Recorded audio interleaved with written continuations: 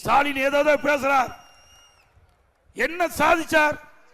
சாதிச்சிருக்கார், ஏதாச்சும் சாதிச்சிருக்கார். எவ்வளவு? 4,38,000 கோடி கடன் வாங்கி சாதிச்சிருக்கார்.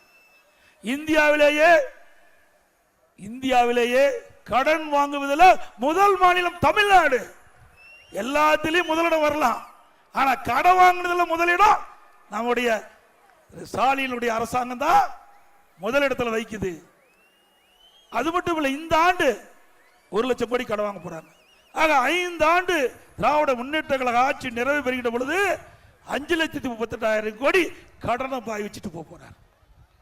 ஆக இதே ஸ்டாலின் அவர்கள் எதிர்கட்சி தலைவராக இருக்கும் போது அப்ப அறிக்கை வெளியிட்டார்.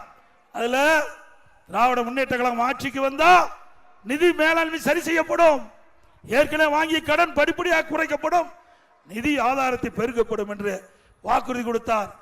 அதே போல நிதி மேலாண்மை குழு அமைச்சாரு, நிபுணர் குழு அமைச்சாங்க. அந்த நிபுணர் குழு வந்த பிறகு கடன் வாங்கி இருக்கிறாங்க.